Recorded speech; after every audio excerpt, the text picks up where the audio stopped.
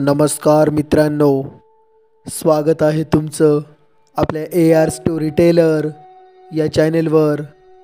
आजच्या कथेचं नाव आहे ती कोण होती।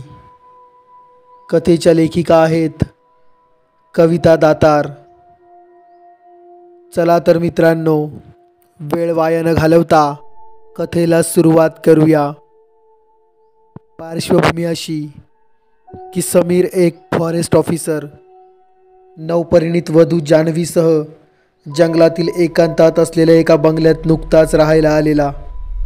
स्थळ समीर आणि जान्हवीचा बंगला। वेळ सकाळचे 7 वाजता। समीर म्हणाला, झोप नाही लागली का रात्री? सारखीच चुळबुळ करत होतीस? जान्हवी म्हणाली, हो ना, सारखी जाग येत होती। कसली भयानक चित्रविचित्र स्वप्न पडत होती। एकदा घाबरून उठून बसले तर समोर खुर्चीत तू बसलेला। बेडवर बाजूला बघितलं तर तिथंही तूच झोपला होता शांतपणे। पुन्हा समोर बघितलं तर खुर्चीत कोणीच नाही। मी खूप घाबरले रे। त्यावर समीर म्हणाला, अगं झोपेत भास झाला असेल। बरं मी आवरतो, तू चहा नाश्ता तयार ठेव। जंगलातील आतल्या भागात स्थानिक आदिवासींनी वृक्षतोड सुरू केली आहे असा आत्ताच मला मेसेज आला। दिवसभर तिथं काय चाललंय ते बघावं लागणार। जान्हवी म्हणाली, अरे बापरे, म्हणजे दिवसभर मी एकटीच असणार एवढ्या मोठ्या बंगल्यात? मला भीती वाटते रे। समीर हसून म्हणाला, एवढी का घाबरतेस? मी लवकरात लवकर येण्याचा प्रयत्न करेन। बरं ऐक, आमच्या एका सिक्युरिटी गार्डची बायको तुला मदत करण्यासाठी दुपारनंतर येईल। तिच्याकडून सगळं घर लावून घे आणि धुणी भांडी साफसफाई करण्यासाठी तिला ठरवून घे। त्यावर जान्हवी म्हणाली, ओके, तू आवरून ये, मी पटकन नाश्ता बनवते, नाहीतर तुला उशीर होईल। समीर आवरून नाश्ता करून त्याच्या कामाला निघून गेला। वेळ संध्याकाळी 6:30 वाजता। दाराची बेल वाजली। जान्हवीने दार उघडले। दारात काळी सावळी मध्यम वयीन ठसठशीत कुंकू लावलेली एक स्त्री उभी होती। ती स्त्री म्हणाली, ताई मी रखमा, तुम्हाला कामवाली हवी आहे ना? त्यासाठी मला पाठवलं आहे। जान्हवी म्हणाली, ये रखमा, बरं झालं तू आलीस। त्यावर रखमा म्हणाली, सांगा ताई, काय काय कामं करायची आहेत? त्यावर जान्हवी रखमाला म्हणाली, हे पॅक केलेलं सगळं सामान आधी आपण दोघी मिळून जागेवर लावूया। तू कुठे राहतेस रखमा? त्यावर रखमा म्हणाली, मी इथेच राहते ताई, वर्षानुवर्षांपासून। जान्हवी खुर्चीवर बसून रखमाला सामान कुठे लावायचं ते सांगत होती। रखमाने सगळं सामान भराभर जागेवर लावलं। तेवढ्यात बेल वाजली। जान्हवीने दार उघडले। समीर एका काळ्या सावळ्या आदिवासी स्त्रीला घेऊन आत आला। समीर जान्हवीला म्हणाला, जान्हवी, ही रखमा तुला आजपासून घरकामात मदत करेल। लवकरच येणार होती पण रस्ता विसरली। तिला घर लवकर सापडलं नाही। मी कामावरून येत असताना मला रस्त्यात भेटली, मग मी तिला घेऊन आलो। त्यावर जान्हवी म्हणाली, रखमा, ती तर मागाशीच आली। स्वयंपाकघरात सामान लावते आहे। बरंचसं सामान लावलं सुद्धा तिने। तिघही स्वयंपाकघरात आले। तिथे कोणीही नव्हतं। सगळं सामान जसंच्या तसं जमिनीवर पडलं होतं। मग ती कोण होती? दुसऱ्याच दिवशी समीर आणि जान्हवी ते घर सोडून दुसरीकडे राहायला गेले। समीर आणि जान्हवीने घर बदलले। जंगल तिथे संपते तिथे गावाच्या वेशीजवळ एक छोटं घर त्यांनी भाड्यानं घेतलं। नवे घर आधी राहत असलेल्या बंगल्याच्या जवळजवळ 3 किलोमीटर दूर होतं। नवीन घरी राहायला आल्यावर जान्हवीला पडणारी विचित्र स्वप्न आणि होणारे भास कमी होतील असं समीरला वाटलं, पण त्याचा अंदाज खोटा ठरला। 2 दिवस गेले असतील। एका संध्याकाळी जान्हवीचे पोट खूप दुखू लागले। रात्रभर पोटदुखीमुळे जान्हवी तळमळत होती। दुसऱ्या दिवशी समीर तिला घेऊन शहरातल्या हॉस्पिटलमध्ये गेला। तिथे सर्वच्या सर्व तपासण्या झाल्या, सोनोग्राफी देखील झाली, पण तिच्या पोटदुखीचे कारण कळलं नाही। जशी पोटदुखी सुरू झाली, अचानक तशीच थांबली। त्यानंतर 2 दिवस गेले। तिसऱ्या दिवशी संध्याकाळी 6:30 वाजता समीरला कामावरून परत आल्यावर पाहतो तर काय, घराचे दार सत्ताड उघडले होते।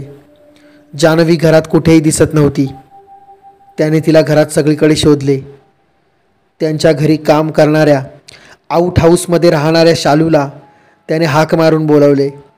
शालू, बाईसाहेब कुठे गेले आहेत? तुला काही बोलल्या का बाहेर जाते म्हणून? साहेब, मी संध्याकाळचं काम आटपट होते तेव्हा कुठेतरी बाहेर जायला निघाल्या. मी विचारलं तेव्हा बोलल्या काहीच नाही, पण माझ्याकडे खूप रागाने पाहिलं. त्यांची तब्येत ठीक नाही असं वाटलं. जंगलाच्या बाजूला गेल्या आहेत. जंगलाच्या बाजूला गेली? हे ऐकल्यावर समीरच्या पायाखालची जमीन सरकली. त्याने आपल्या 2-3 सहकाऱ्यांना बोलवून घेतलं आणि जीपने जंगलात जाऊन जान्हवीला शोधायचं ठरवलं.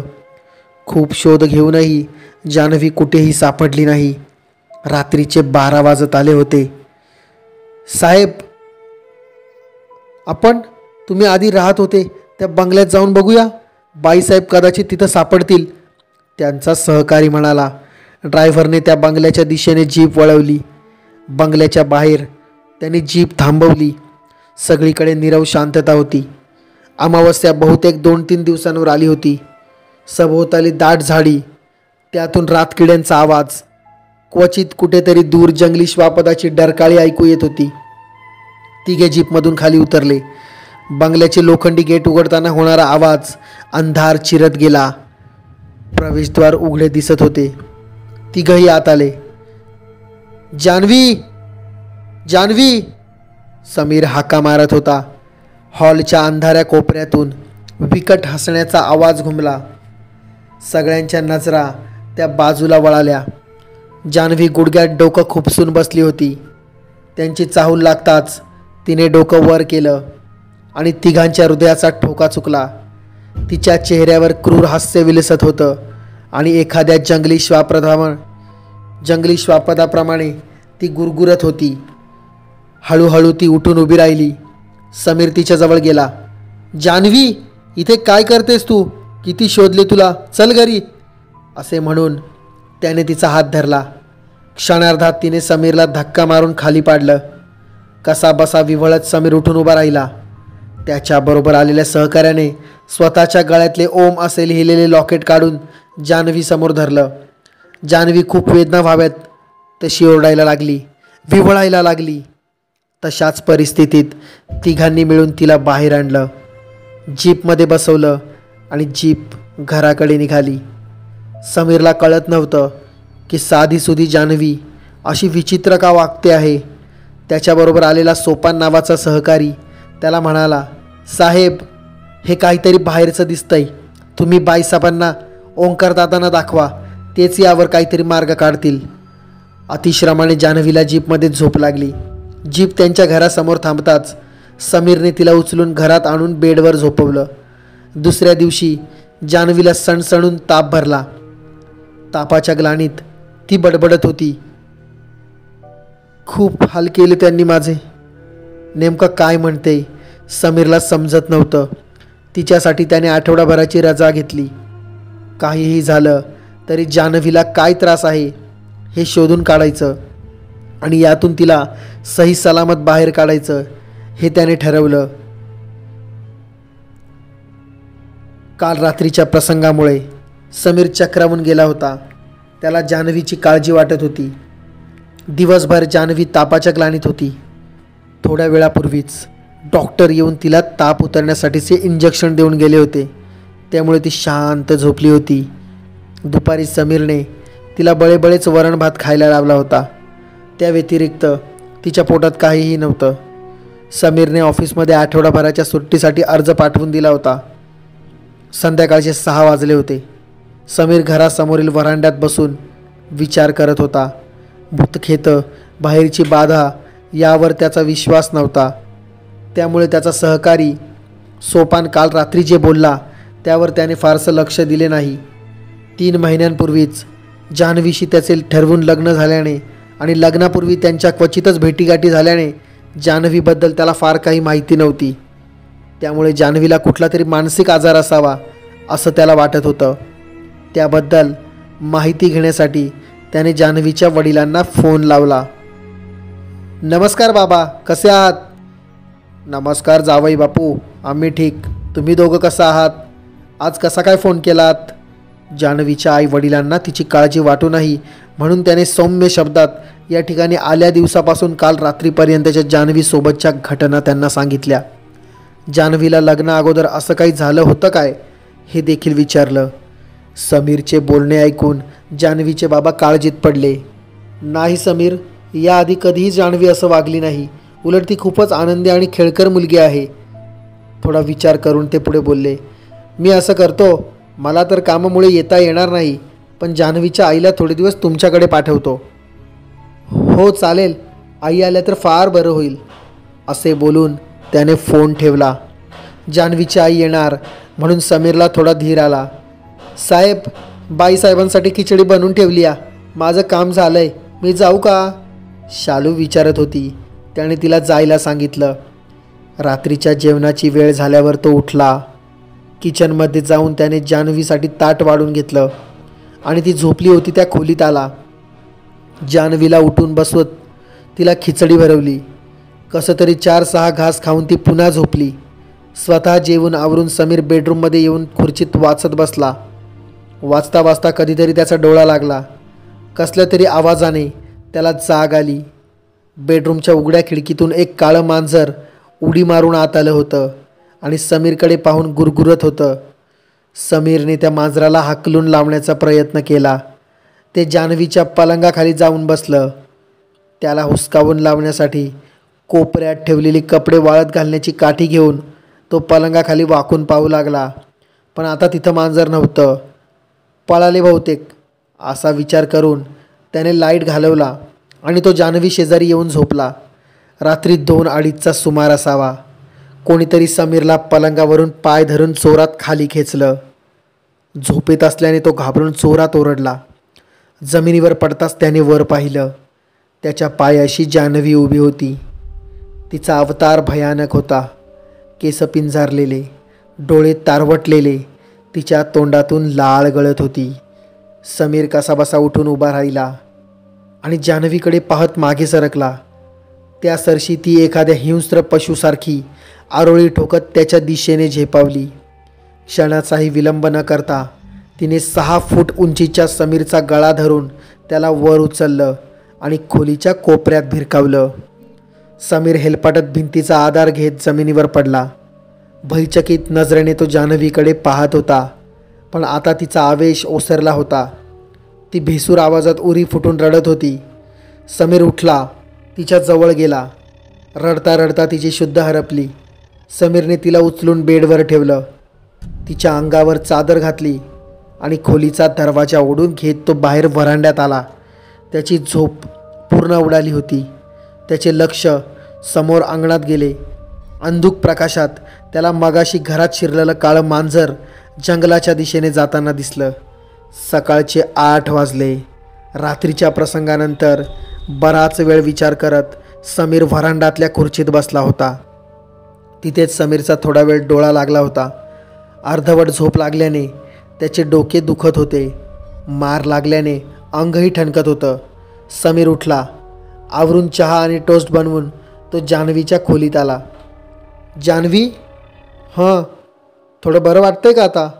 हो, थकल्यासारखं वाटतंय. उठतेस का? आवरून घे, चहा घे, जरा तरतरी येईल.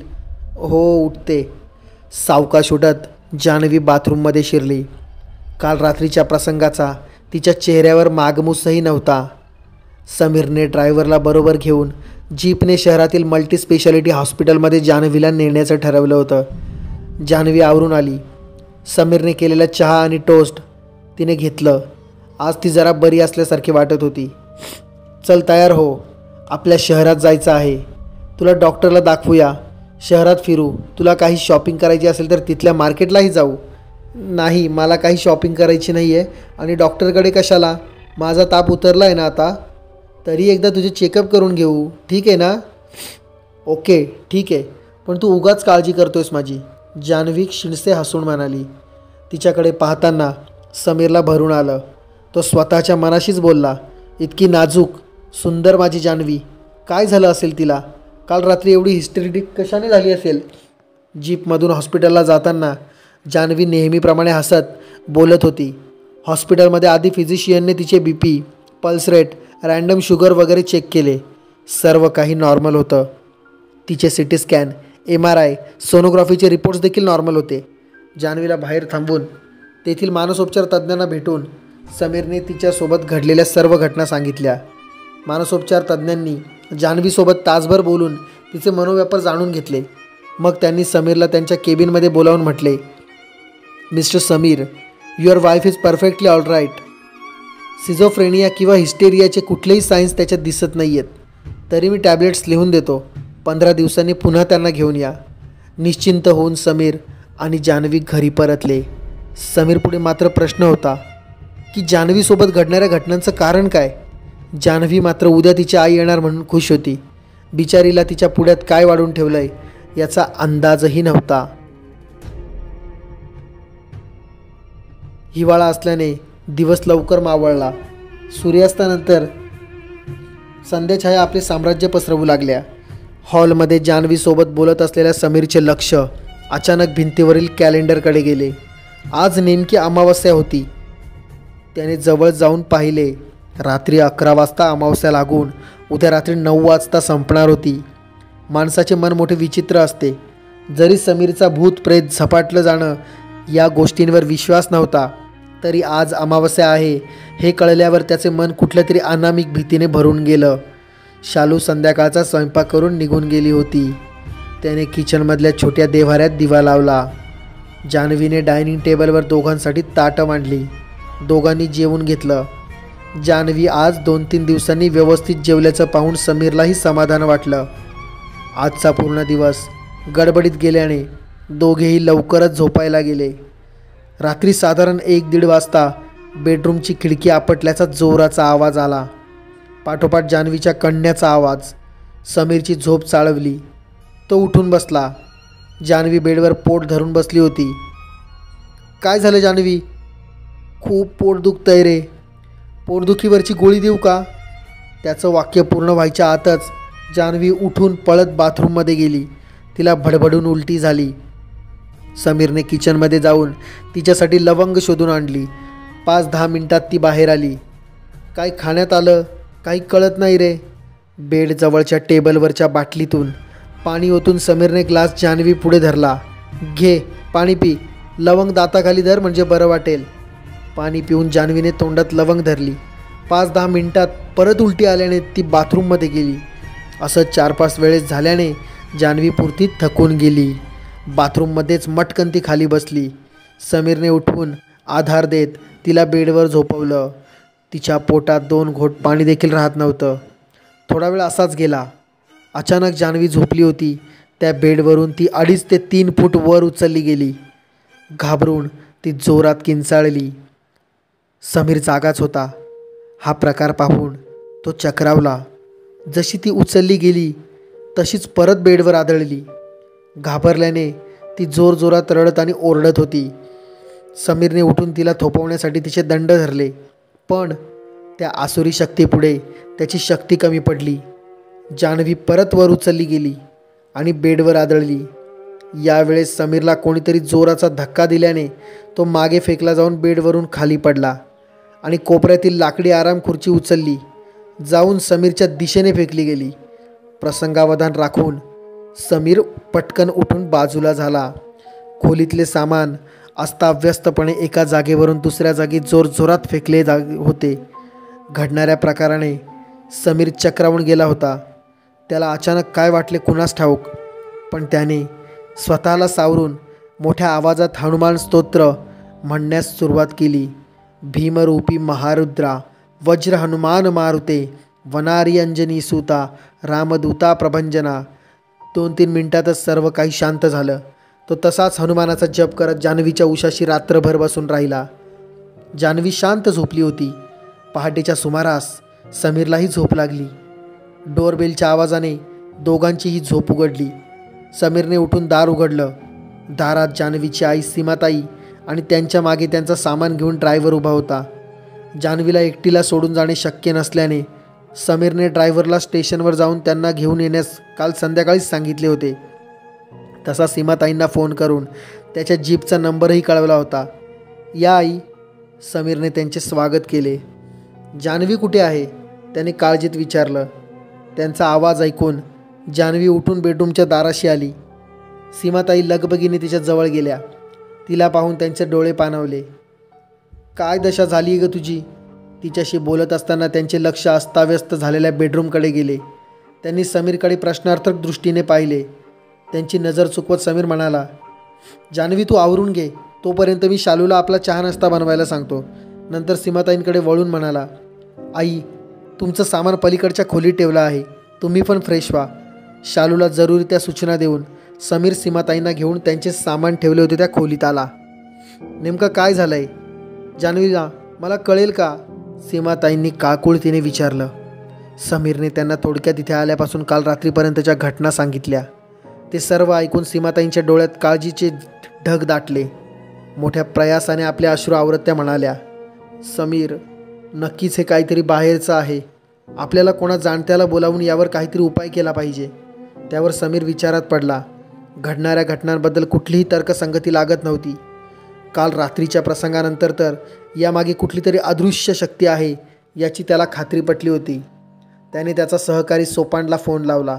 सोपान, तू त्या दिवशी कोणा ओंकार दादांना बोलवायचं म्हणत होतास ना, ते आज येऊ शकतील का?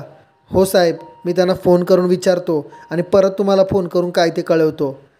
थोड्या वेळाने सोपानचा फोन आला आणि ओंकार दादांना आज दुपारी 2 वाजता तो घेऊन येत आहे असं त्यांना सांगितलं.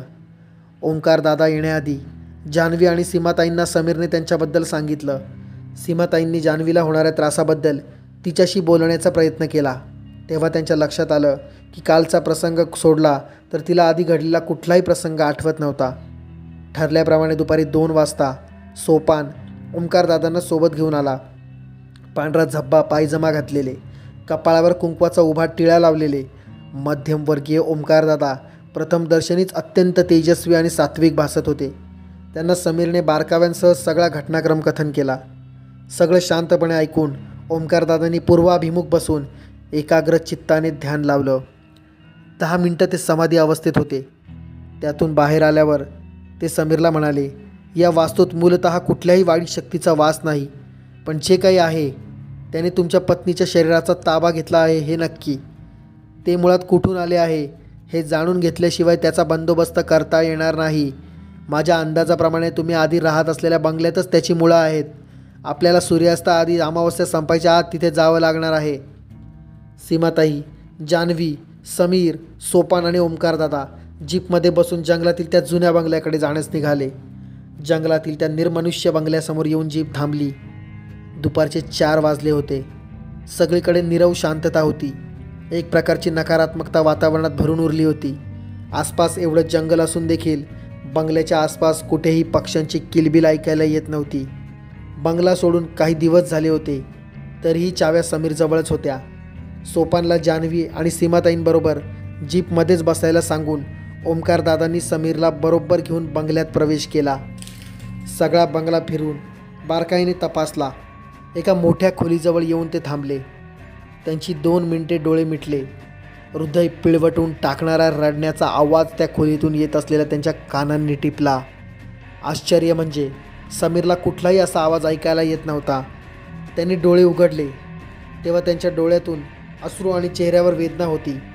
समीरने प्रश्नार्थक मुद्रेने त्यांच्याकडे पाहिले. इथे या खोलीतच कोणा स्त्रीवर भूतकाळात अनन्वित अत्याचार झाले आहेत.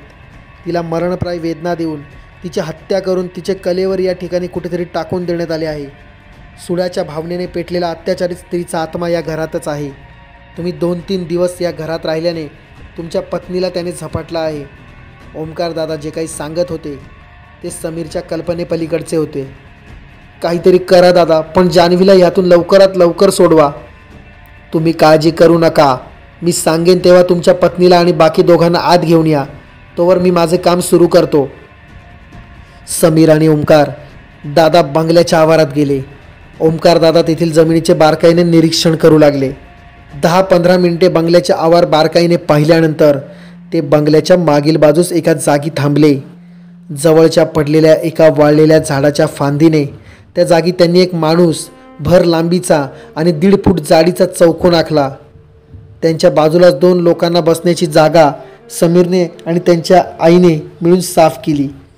आता तुम्ही तुमच्या पत्नीला आणि त्यांच्या आईला घेऊन या आणि सोपान या लवकरात लवकर उदळ पेट्रोल आणि आगपेटी घेऊन यायला सांगा. इथल्या कोठी घरात मी कुदळ पाहिली होती. माझ्याजवळ सिगारेट लायटर आहे. तो चालेल का? हो चालेल. आपल्याला लवकर हालचाल करावी लागणार आहे. वेळ फार कमी आहे. समीरने बंगल्याच्या कोठी घरातून कुदळ आणली. बाहेर जाऊन सोपानला जीपच्या मागच्या सीटखाली ठेवलेली पेट्रोलची कॅन आणायला सांगितलं आणि जान्हवीला तिच्या आईसोबत ओमकारदादा जिथे होते तिथे घेऊन आला. ओमकारदादांच्या अपेक्षेप्रमाणे त्या ठिकाणी आपल्याबरोबर जान्हवी हातपाय झाडू लागली. त्यांनी आपल्या खिशातून अभिमंत्रित केलेले कुंकू काढून जान्हवीभोवती त्याचे रिंगण केले. आता ती अतृप्त आत्मा जान्हवीच्या शरीरासोबत रिंगणात कैद झाली. अशा अतृप्त आत्म्यांना कसे हाताळावे ते ओमकारदादांना चांगलंच माहीत होतं. जान्हवी जोरजोरात भेसूर आवाजात रडू लागली. खाली बस, शांतपणे हुकमी आवाजात ओमकारदादांनी तिला आज्ञा केली. जान्हवी रिंगणात खाली बसली. कोण आहेस तू? त्यांनी विचारलं. मला सोडा, मला जाऊ द्या. जान्हवीचा आवाज पूर्ण बदलला होता. तू कोण आहेस? जान्हवीला का धरलंय? मी दुर्गा. दुर्गा? कोण दुर्गा? 10 वर्षामागे माझा बा या बंगल्याचा रखवालदार होता. त्याच्या संग मी इथंच राहायची. काय झालं होतं तुझ्यासोबत? जान्हवीच्या शरीरात असलेली दुर्गा ओक्साबोक्शी रडू लागली. रडता रडता बोलू लागली. एक रोज या बंगल्याच्या मालकाचा पोरगा त्याच्या 4 दोस्तांना घेऊन आला. त्या हैवाणांची नजर माझ्यावर पडली. माझ्या बाला त्यांनी मटण हाणायच्या बहाण्याने बाजारात धाडलं आणि माझी आबरू लुटली. माझ्या शरीराच्या चिंध्या चिंध्या केल्या. त्यातच माझा जीव गेला. मी मेली हे समजल्यावर त्या हैवाणांनी मला या इथं गाडलं. माझा बा परत आल्यावर त्याने मला लई शोधलं, पण मी त्याला कुठून गावणार होते. अखेरला हाय खाऊन तो बी मेला. तिची कहाणी तिथे असलेल्या प्रत्येकाचे हृदय हेलावून थरकाप उडवून देत होती. दुर्गा, तुझ्यासोबत खूपच वाईट घडलंय. तुझ्या अपराध्यांना परमेश्वर माफ करणार नाही. त्यांना त्यांच्या पापाची फळे भोगावी लागतील. पण तू या सुडाच्या आगीत जळून दुसऱ्यांना जाळून काय साधशील? तू जान्हवीचे शरीर सोडून दे. मी तुझ्या आत्म्याच्या मुक्तीसाठी प्रयत्न करतो. तुझ्या इच्छेशिवाय तुला मुक्ती मिळू शकणार नाही. ओमकारदादांनी सोपानला आखून ठेवलेल्या त्या जागी कुदळीने खणायला सांगितलं. 3-4 फूट खणल्यावर तिथे एका तरुण स्त्रीच्या शरीराचा सांगाडा मिळाला. समीरला त्यांनी खूण केली. समीरने त्या सांगाड्यावर पेट्रोल ओतून लायटरने अग्नी दिला. शरीराला एक झटका बसून जान्हवी झोपेतून जागी झाल्यासारखी उठून रिंगणाच्या बाहेर निघून तिच्या आईजवळ जाऊन उभी राहिली. आज ओमकारदादांनी ती कोण होती याचा रहस्य भेद करून तिला कायमची मुक्ती मिळवून दिली होती. एक सुटकेचा निश्वास सोडून सर्वजण बंगल्याबाहेर पडले आणि जीपमध्ये बसून घराकडे निघाले. सूर्यास्ताची वेळ झाली होती. पक्षी आपापल्या घरट्याकडे परतू लागले होते.